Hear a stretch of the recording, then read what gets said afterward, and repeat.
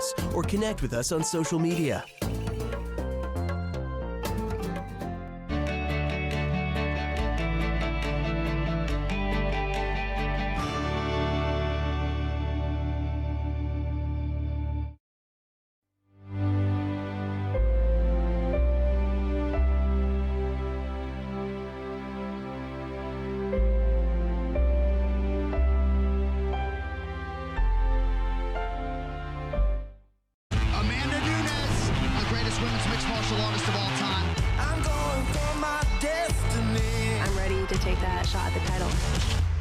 Nobody's gonna think this belt for me. I'm unstoppable.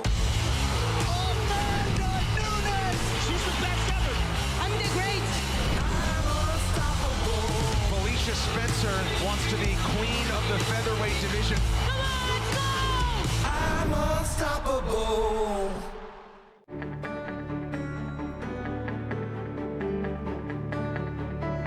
This is Rogers TV, Grey County.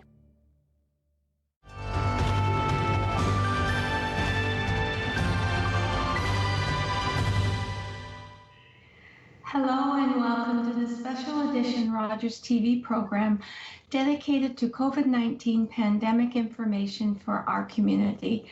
My name is Carol Merton, and before I introduce our guest for the program today, I'd like to read a bit of information that came from our producer, actually, about an exciting new initiative that's just begun. So if you'll bear with me while I read this, and then I will introduce our guest. So, the home of the Blue Jays is set to become a temporary home for 10 million pounds of food, as Rogers and Jays Care Foundation support Food Banks Ontario with a new initiative, Step Up to the Plate. With food banks continuing to battle food donation shortages and significant drops in volunteers, Rogers Centre will house 6,000 pallets of food that will be sorted into food hampers on the field and delivered across the country to families in need. Each hamper will be filled with a variety of non-perishable food items, providing one individual with a week's worth of food. Hundreds of Rogers employees and their families will be volunteering to stuff the food hampers as part of Rogers' annual Give Together volunteer program, with hundreds more Rogers employees across the country volunteering as the food hampers make their way to local food banks throughout Canada. The company will also be tapping its personalized mobile retail team, Rogers Pro on the Go, to help with deliveries on the ground. The goal is to fill 390,000 hampers for a total of 8 million meals. Step Up to the Plate is an extension of Rogers' initiative in March, in which the company launched a national awareness and fundraising campaign for Food Banks Canada through its media assets. Rogers is focused on supporting the most vulnerable throughout this pandemic and beyond, as COVID-19's economic impacts are expected to last for quite some time after the lifting of the current restrictions. So we are all together in this as a community, and we continue to care for and support each other. And a prime example of our community support is our guest today, who is Francesca Dobbyn, Executive Director of United Way Bruce and Gray. And Francesca, you're here to talk about an initiative as well, the New Horizons for Seniors project, as well as other initiatives that United Way has been involved in. Thank you so much for being on the program today. Well, thank you for having me back. It's always a pleasure. I enjoy talking to you, and it seems like United Way is always involved with so many different initiatives. There's always news to share from United Way. So tell me a bit about this New Horizons initiative for seniors. So we received word back in probably mid to late March that United Ways across Canada were receiving $9 million to help our vulnerable seniors. So we had about $60,000 that came to Bruce Gray And we reached out and consulted with home and community support services, Alzheimer's, the VON, all our community partners, and said, all right, what's happening on the ground with our seniors? What are they identifying as needs, and what can we help with? Because when it comes to needs, especially in a pandemic, there are things we can solve by throwing money at it, and there are things we can't solve by throwing money at it. So what are the things we can solve by resourcing? So we came back with some small grants out to community organizations, and we can talk about those. But the big piece was food. We needed to get food to vulnerable seniors in our community. So we worked with the Owen Sound Zayre store and a couple of core volunteers who did a lot of the on-the-ground work for us. And we were able to pull together a hamper program. So each hamper is 3 reusable grocery bags worth of food. It's about $140 per hamper in terms of the value of the food. And we've been using those same partners to get the food out to our seniors in our community. We focused on communities that are food deserts.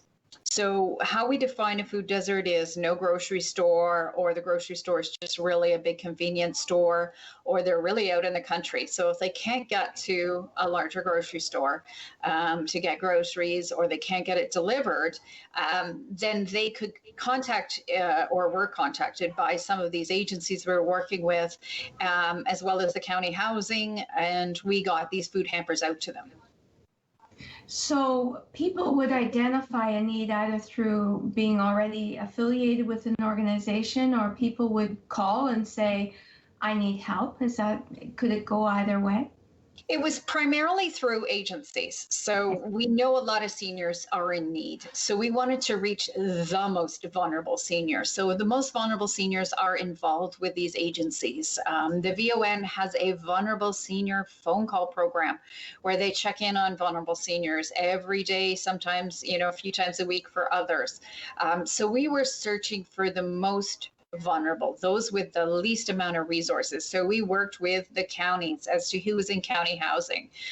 We worked with the VON and Home and Community Support Services, and the LIN as well was sending us names.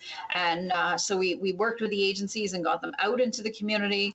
And then we've just got a few left. And so we're doing that on a case-by-case basis as those agencies contact us and say, hey, we've talked to this person, they could really use this food.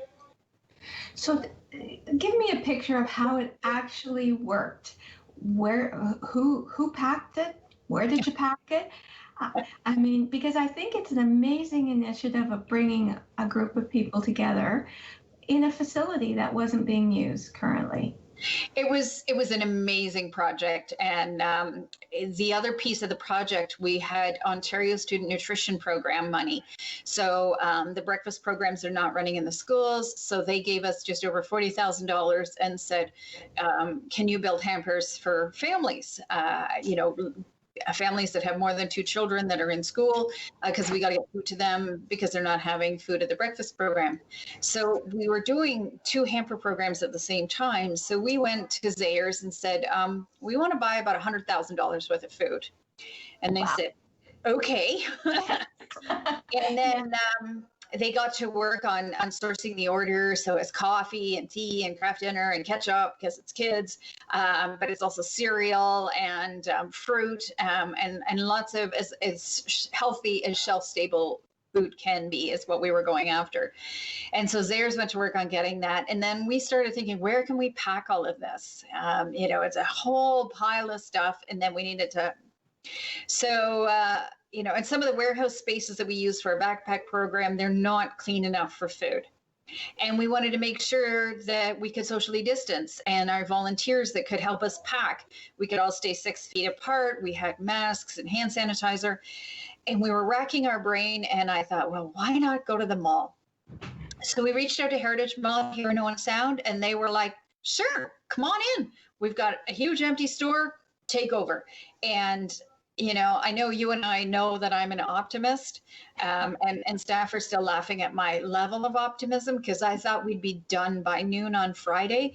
It took us 3 full days. So it was 5 o'clock on Tuesday before we were actually done packing them. And they've never let me forget, Francesca, noon in 3 hours, $100,000 for the food? No, even with all the volunteers. So We had Zaire staff that came on Friday and helped us pack. We had Grey County staff came and helped us. We had general volunteers from the community that came and helped us pack. We got Sprung Transportation donated the carting of the food from Zaire's to the mall for us. And they also picked up grocery carts, and we took over the street in front of the store like it was, and recycled all the cardboard. It's amazing how much cardboard comes out of an initiative like that. So it was a crazy, exhausting couple of days. And when we were done and we had this sea of food that was going out the back door as we were packing it, Grey County has a van, and we got it on the van, and Habitat showed up and started getting it out to our First Nations. So it got out there as quickly as possible. So it was a wonderful, joyful initiative. It was a parade of food. It certainly was a parade of something. And, we had some kids helping out. We had staff with some kids, and the kids came out and helped out. And it was an amazing, beautiful effort of people trying to make sure our most vulnerable had food for a couple of weeks. I know in other programs, some of the guests have talked about the mental impact of volunteers who aren't able to volunteer the way they would normally volunteer, and what social isolation is doing to the mental health of people. The way you're describing that initiative, I can't help but think that must have been so uplifting and rewarding, not just for the people getting the food, but the people who were there volunteering as well. It was genuinely an opportunity for people to give back. People have been itching to do something. And our usual response to a crisis is that get the barbecues out, get the fundraising going, do all those pieces. And we can't do that. And that's where that partnership with the mall was so helpful, because we could just totally spread out. And, the mall's still operating. Kudos to whoever owns it now. I don't have the name handy because I know they just changed hands, but they've kept all their staff on, which is fantastic. And, it's clean as a whistle because nobody's been in there very much. There's a couple of stores that are essential stores, so they've been open. And, we dropped a bag of macaroni and macaroni everywhere. And we're like, oh my goodness. And the janitor's like, no, it gives me something to do. That was part of the joy, was even though it was messy and chaos in a space that's usually fairly organized, everybody enjoyed us being there. And we're continuing to use that space. And we're just got permission today. So this is the first official word on this, of we can build our backpacks in that space. Oh, so big enough that we can bring volunteers in and have them pack backpacks. We still have the masks and the hand sanitizer that Zaire's gave us and brought for the piece, so we can keep people safe, give them a volunteer opportunity, and truly have an impact in our community. That's excellent. And what an excellent support that the mall owner had done by allowing that facility to be used. So wonderful. Speaking of need, so you received funding for this program, and the food hampers were done, but people do tend to get hungry again. What can we as a community do to help with initiatives?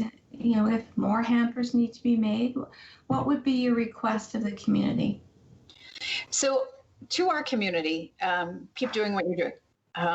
Initiatives like what's happening at, is it the Rogers Center? What's it called anymore? I don't know. With the Blue Jays and Rogers is great. Our food banks are locally, they're managing. They've had tremendous support from Bruce Power.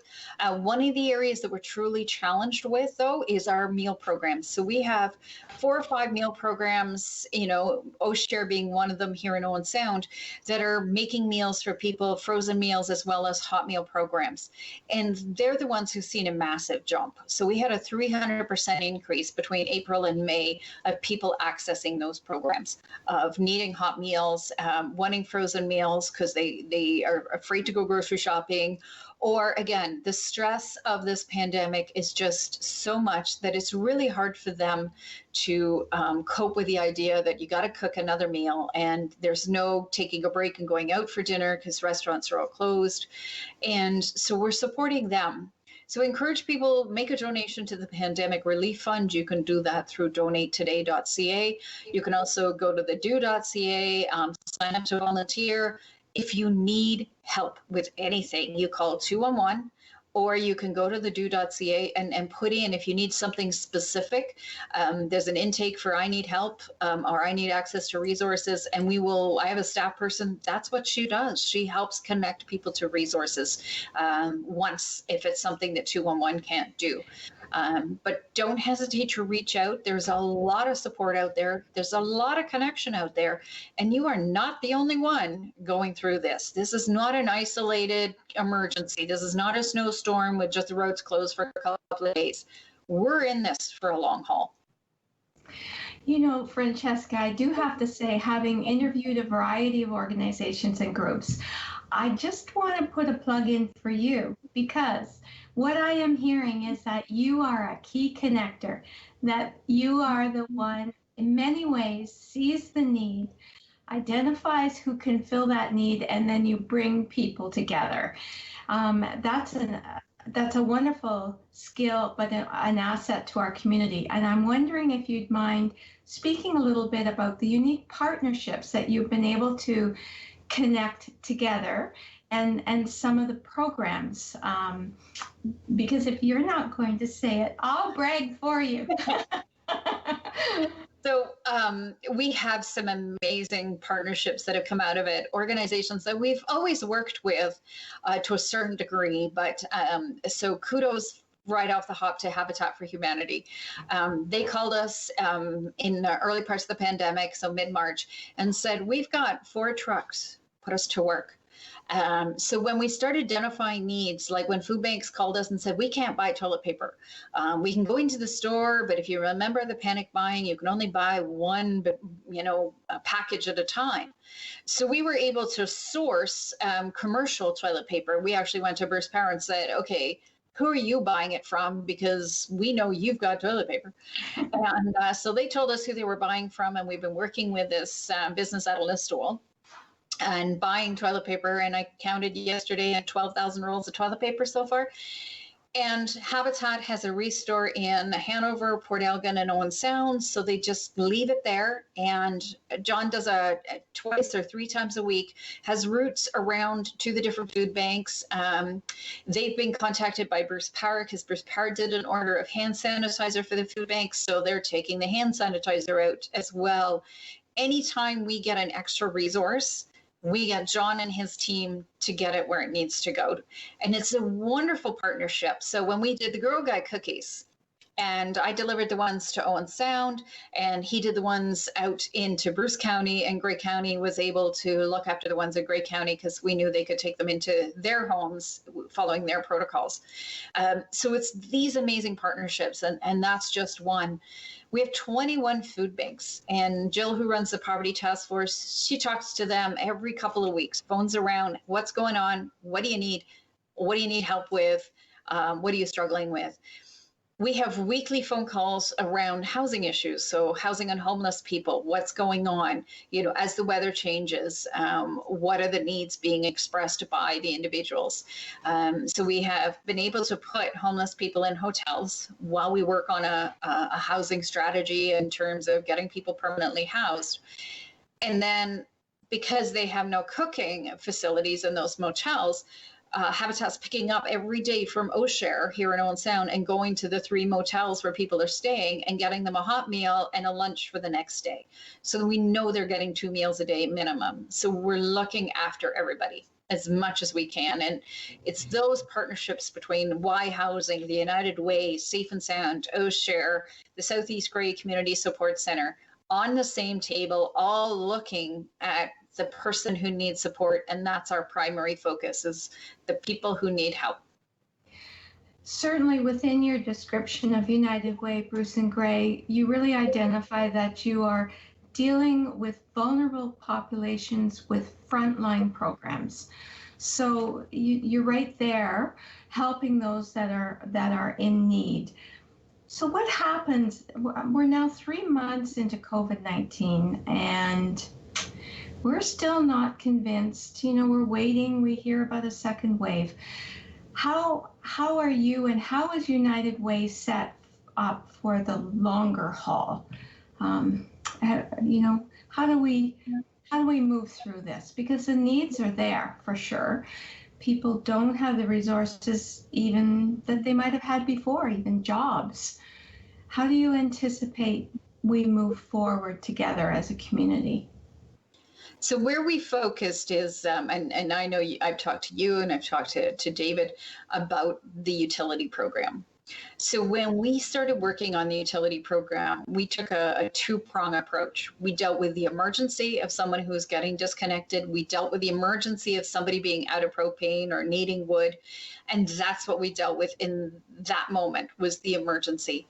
But we also started asking the question, why are you going to be disconnected? Are the rules in place to keep you connected?